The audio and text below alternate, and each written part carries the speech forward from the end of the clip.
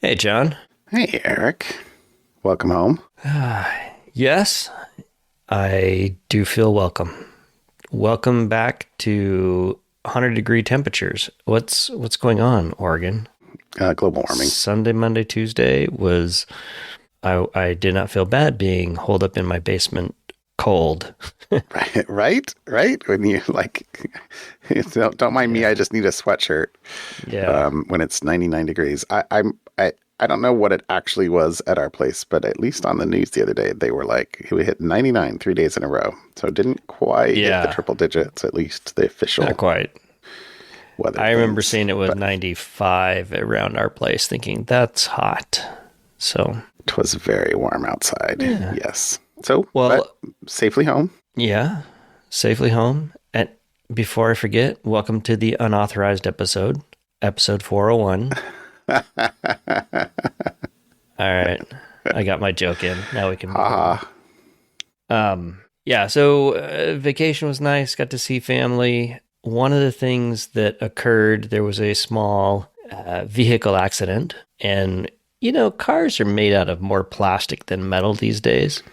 yes. And a plastic piece was damaged on from one of the doors, and I was not looking forward to having to go spend large sums of money at a dealer to have them try to fix it A piece of because plastic. that's what it would have been. Yeah. I found the exact piece of plastic I need on Amazon for not triple digits, but close, for Uh-huh. $70 for a piece of plastic, And which has it arrived, or are you still waiting for it? no, I'm waiting for it. So I Okay. still have the damaged one. So I pulled the damaged one all apart to make sure it fits and make sure that anyways. Okay. So I'm just waiting now for the new one. Fingers crossed it's not a different color, or it seemed to say it's the right thing, and we'll find out. I'll It's let you know pretty next week. crazy. It's pretty crazy what you can buy. I forget. I probably said it. I don't know Yeah. why. What you made me remember or reminded me of is like we've in our bathroom fan. We've got this. I don't know, new tone something something something in the ceiling. Uh-huh. Yep, And yep. we've lived in this house for 10 years, and I have had to replace that fan motor twice. Mm. But it's not a standard size thing. So like the first time I went out, I went down to like Home Depot or to Lowe's thinking, "Oh, let me just replace the whole thing." And then I was like, "Oh, Right. crumb. It's a box in the ceiling that is not the same size as all these other boxes, blah blah blah blah blah." But Mm-hmm. yeah, for like less than $100 on Amazon, new You motor, find, yeah. like doop doop doop doop doop, totally works again. Hmm. So, and that's happened like twice in 10 years. So I guess we're bad about leaving the fan in the bathroom on or something, but, or maybe it died because I bought the last motor off Amazon, but I don't know. Mm. Lowest common denominator. I don't know. Or lowest bidder, but I don't know. Anyway, Mm. I will say that since, we've had a lot of people just like in the house for the last month or so. There's Mm-hmm. been a lot. I pity the Amazon drivers that are showing up sometimes twice a day. I'm like, we live out in the country, Right. and most of the stuff we're good for like the Amazon delivery day, but whatevs, guys. I don't know. Yep. When you It need is your what it thing, you need is. your thing. It is I what mean, it there's is. always, every day there's an Amazon truck at least once or twice rolling through my neighborhood Yeah. every day. Yeah. Mm. Logistics. Yeah. I'm picturing that. I forget whatever that movie is. What's the future? It used to be plastics, right? Plastics. I don't know. That's some like old movie. No. Now the future is logistics. Logistics. Anyway. Mm. Anyway, fun. Okay. So you spent your weekend on the road, I presume. Uh-huh. That's less fun maybe than my weekend. Mm? Although, well, I don't know. So I have. It was the best of times. It was the worst of times. I don't know. I It's the story of your weekends. I know, right? I don't know. So like I don't know if you've noticed. I'm old these days, and I think I woke up Saturday with, oh, what did I do to my back? I slept Mm. different. I don't know. But I had already had an invite to go fishing with a friend of ours on Sunday morning. Okay. So I kind of babied my back, and I did not tell my wife. I mean, she knew I was bugging. And she did at one point in time say something. She's like, "Are you going to be okay to go fishing?" And I was like, "Yes, I'm fine." But I was a little bit worried. I was a little bit worried that what's it going to do? But anyway, so I think I babied myself on Sunday a bit, hot pads, that kind of stuff. And, on Saturday. And then on Sunday morning, got up, and I was up at his place by 5 for us to go out. And we got nothing, not even a nibble. I think we were way too far upriver from where most of the fish were. But he had a friend, somebody who I've gone fishing with before, that supposedly caught. He limited out in 5 minutes, because your limit's 1. The previous weekend, and so we were trying to go to the same spot, and anyway, but it was fun. Any day on the water is awesome. But we got off the water by about 11:30 or 12 because it was starting to get hot. hot, and the pleasure craft were all coming out, and wow, they're not as fun to be around. No, I'm just saying, especially if you're trying to fish. Yeah. So, and which, okay, I guess they're all wanting to be on the water too, because it's, I guess, nice and hot. Maybe they'll go someplace and go swimming and stuff, which fine. But anyway, it was definitely better, from like 6:30 to 9. Anyway, but it was fun. I like fishing. So anyway, so that was my Sunday. That was good. Sounds like a relaxing Sunday, and your back survived. I'll be honest. I think, yeah, it was fine. Okay. It was fine. Yeah. Although the boat, I'm not sure the boat survived, because like the last troll, we turned on the big motor to kind of go upstream one more time, and the motor didn't sound right. Sounded like I mean, I'm looking at my friend, and I'm like, and he's driving, and it's not actually going very fast. It's kind of like losing power, and he's like, I don't know.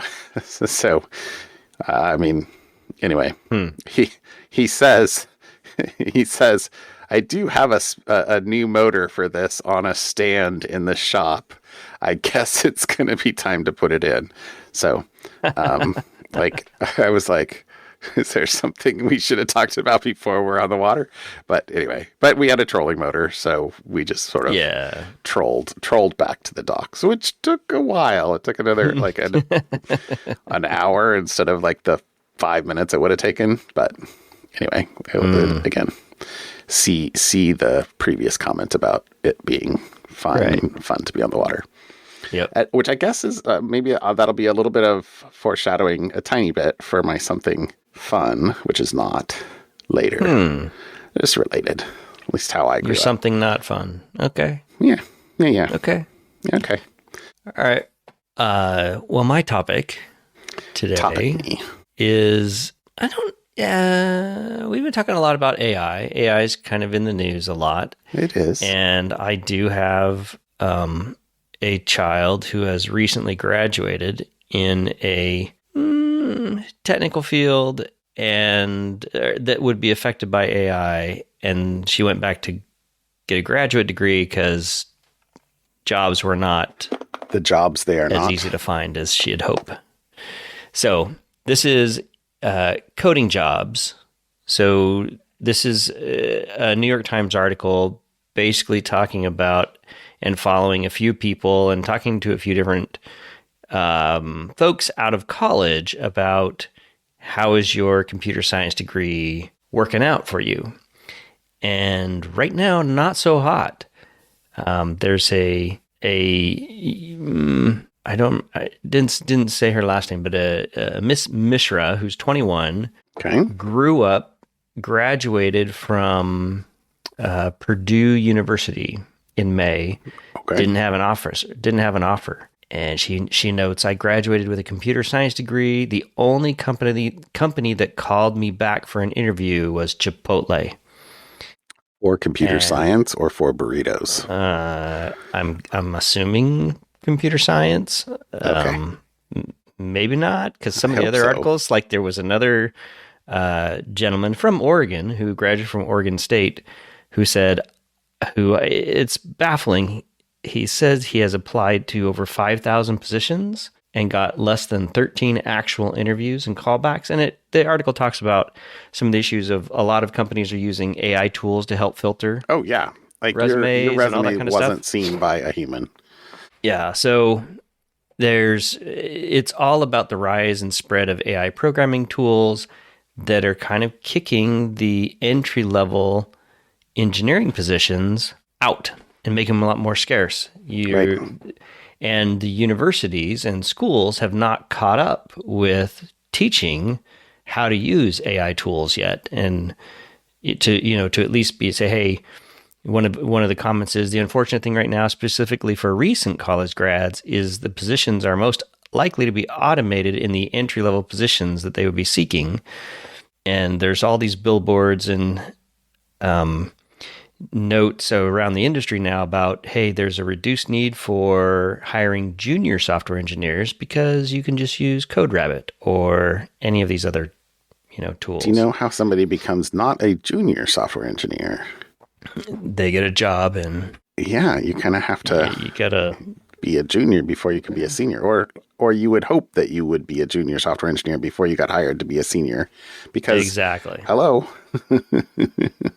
So the computer science and computer engineering majors have some of the highest unemployment rates, 6 to 7.5%, which is more than double the unemployment rate for biology or art history graduates, which is 3%. Interesting. So it's a rough time. I think we've commented on this multiple times. I'm glad I started my career when I did. Rough times for kids coming out of college right now. So the irony is, a buddy and I went to lunch with one of our college professors literally last week, talking about what should the program be or change, or a little bit about in order to sort of meet what the market is today. So I don't know, like I'll just say, like, one of the things that I at least tried to draw an analogy to, I don't specifically around AI, but one of the things that I have felt like I've benefited from in my career is kind of understanding, knowing the sort of lower levels of abstraction in the CS world, networking, CPU, chip, instruction sets, I took assembly language in undergrad, and I wrote a compiler in undergrad, and I wrote an assembler in college, and so I understand languages and understanding. Like, I really feel like that helped, even working at a higher level of abstraction in the world that we, like, our careers were in. And I feel like there's an analogy, and, everybody kind of wants to draw an analogy to things that they understand, but I feel like there's an analogy to a super successful CS grad today in the world of AI. Like, if you understand the layers of, like, how, if machine learning or LLMs isn't magic, and you can work at the different layers there, that feels like the analogy for the next chunk of time in this world, where people instead of using the LLMs can help kind of shape them. So I don't know. Yeah, it's interesting. It's not an easy problem and not an easy thing to give advice on, I think. But I concur. I'm happy I graduated when I did. So there you go. Keep your chins up, anybody who's a recent grad. But figure out how to use the tools that are being used in the industry, and you'll be fine. So, speaking of vibe coding. Oh no. What have you done? I think I know what you've done. No. My article.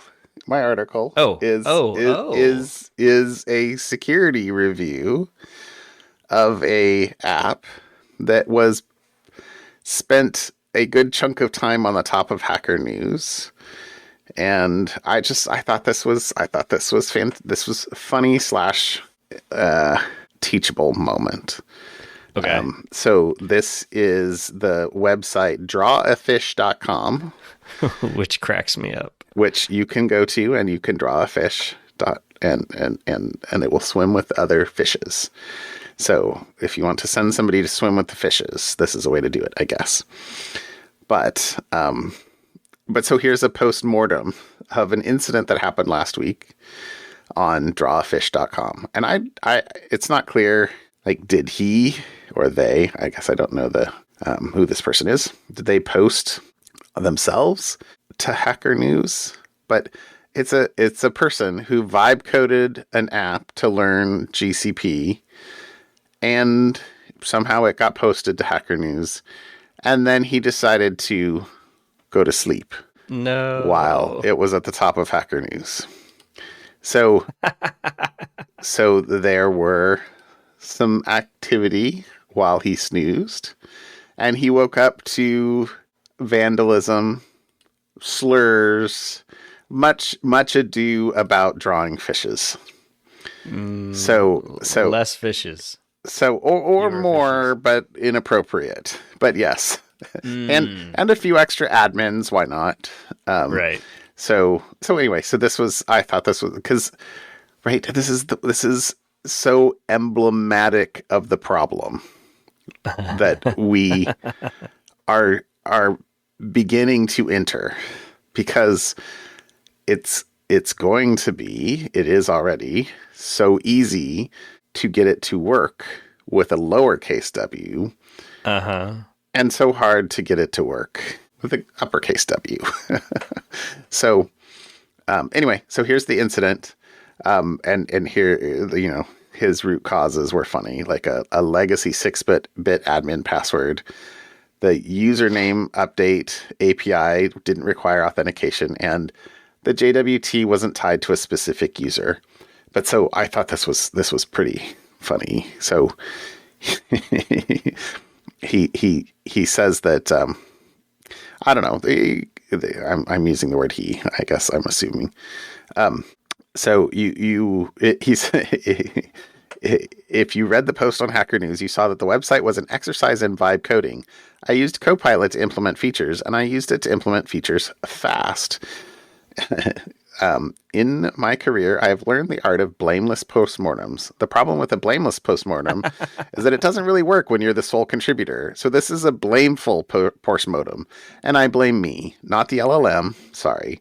And at the very end, he does actually have a sticker which has a caption that says, "I'm selling these stickers for $100," which I'm assuming he's like, if anybody's going to give me $100, I'll go to Sticker Mule and make some stickers. But it basically says, what does it say? I'm jumping a little bit to the end, but LLMs don't commit code, people commit code. So not quite true, maybe in some cases, depending on whether you're in the agentic world. So anyway, so this was also funny because his legacy admin password, which was exposed in a data breach. I just thought this was hilarious. When creating the website, I used my childhood surname and my childhood 6-digit password for testing. I think the first time it leaked was on neopets.com. I then set up Google Auth. From then on, I only logged in with Google Auth, but the password remained and I forgot about it. This allowed some of the most intelligent and brilliant minds on the internet to simply find my password on the Neopets data breach, data leak paste, log in as an admin, and approve and disprove some really horrible fish. So, and then on the plus side, the brilliant minds managed to accidentally ban themselves. So that vulnerability was only an issue for an hour or so. Anyway, so second thing was the username. So I vibe coded the profile backend, which allows users to modify their username. I added this feature last minute, figured I'd review it later, and then didn't. The username modification did not perform any auth logic whatsoever. Whoops. Oops. And then the JWT, I used JWT to authorize login, but never confirmed the JWT token belonged to the email ID or the email and user ID associated with the admin actions. So you could log in with my username and password, grab the JWT, and then send that along with your request. Well, it was a mistake. It wound up saving me. Fortunately, Hacker News user Ice Weasel Fan 44, use this vulnerability to authorize as an admin and then delete the really bad fish. He was awake on the other side of the world removing fish and helping out, which I find the good side of the internets. So anyway, that was pretty funny. I loved the Neopets reference. I thought that was hilarious. And then okay, so the I like their sense of humor here. Yeah. I'd like to get on my hands and knees and beg for your suspension of disbelief when I say, yes, I am, but not when you've got to be stupid is the comment. Yes, I am, but not when it comes to my job. It's really fun to just have high velocity, and it's really fun to not do code reviews and to just push stuff. Sometimes it feels like all I do at work is review code and write docs. And the code I write is deeply within legacy systems and makes my brain hurt. I have good reviews. Just ask my coworkers. The ones that hate me because I leave too many comments and am too thorough, or they are jealous of my handsome good looks and devilish charm. Anyway, I thought that was funny. Blah, blah, blah. So anyway, that was funny. So there's a sticker. LLMs don't commit code. People commit code. And then there were a bunch of footnotes also, which were pretty funny. So that's my vibe coding vulnerabilities. So it's only the beginning. It will be getting worse or better depending on which perspective you're looking at. Yeah. So there you go. All right. You ready for something fun? Hit me. John, do you recognize this sound?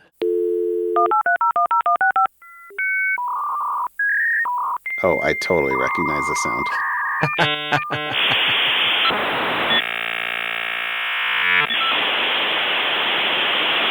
100,000%. I used to live for this sound, and you knew when you made that final connection, you could actually start getting online. So my something fun is about America Online. So AOL launched its I had dial-up so many internet. of those CDs. Yeah, that the we CDs used that them were for decorations, coasters, and coasters and everything else. Whatever. Yes. 1991. So that's 33 years ago. 34 years ago. 34 years ago. Launched their dial-up internet service. And when America Online was first there, it wasn't connecting you to the internet. It was just a bunch of message boards and stuff. To America Online. They had their own kind of group of things. And then over the years, the internet It was took over. a visual BBS, in my words. Yeah. Yes, exactly. So AOL has had... I did not realize the kids could go look up what a BBS was, but okay. Yeah. Anyway. Yeah. I did not realize they still had dial-up internet. I would have guessed that was gone like 10 years ago. Apparently, for a certain subset of AOL users, I didn't think I pulled it out. I thought it was like 170,000 users still across AOL. Wow. They announced that they are going to finally shut down their dial-up modem service. I didn't even know where you can buy a modem anymore. I probably have one in some Amazon. box. Oh, yeah. They're shutting down their dial-up modem service on September 30th of 2025. So about a month from now, you will... Apparently, there still are other dial-up services, just AOL is going to shut theirs down. So there you go. That's my something fun. End of a massive era. I haven't used AOL for years, but I used to have... Well, they bought ICQ, and we've talked about that before, but AIM, your instant messengers, instant messenger, all that stuff. Yeah. So fantastic. So there you go. Little nostalgic. I so remember when I got my first 14.4. Oh, yeah. It was so fast. It was, yes, lightning fast. You had a hard time keeping up as the text spit out across the screen. It went so fast. Yes. Yes, and I'm sure I've said the first software I ever personally paid for was a game cheat on a BBS game. So there you go. That was my something fun. AOL shutting down its dial-up service. Okay. There you go. I'll be honest. I totally didn't realize that was still a thing. I didn't think it was still a thing either. So there you go. There you go. Okay. And you're something fun that's not fun? Yeah. So I was talking water earlier. Yeah. And so my high school years, at least, I grew up in Juneau, Alaska, and Juneau was on the local news this morning because the Mendenhall Glacier, the Mendenhall River, was set to flood today, and it did flood today. But I figured I would put the Wikipedia for the Mendenhall Glacier in there. But yeah, there's a big basin up behind the glacier that will capture meltwater, and then in the spring, or I guess summer, if it all flushes rapidly, it can raise the water level significantly. So I think this was over 16 and a half feet or something like that, higher than normal, higher even than the floods that happened a couple of years ago. But the glaciers are near, they're like on the ocean. Is this into a lake or how do you get, so you're not raising the entire Pacific Ocean 16 feet. No. This is, so the Mendenhall Glacier is not, it's, my parents' house was like a mile and a half from it. Like it's close to civilization.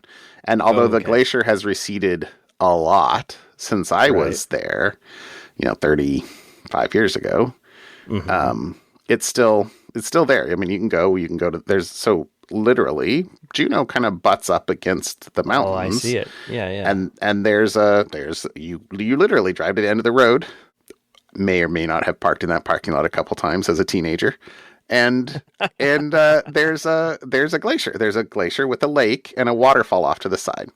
Right. That and the U.S. Forest Service has a thing there, and but so like the glacier, lake, and then I don't know. I want to say the Mendenhall River's 3 or 4 miles long. It's not very long.